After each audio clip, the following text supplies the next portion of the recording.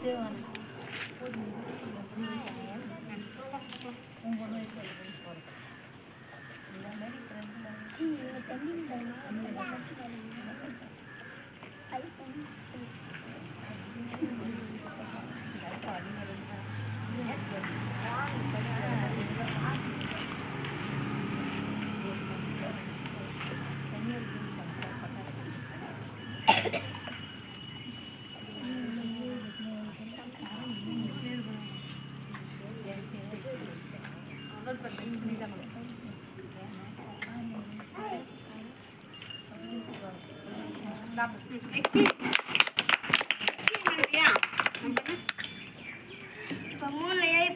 பக்கத்தில் கடுவாங்கன்னா இது 13 மாதிரி இது 2ஆம் மாதிரி.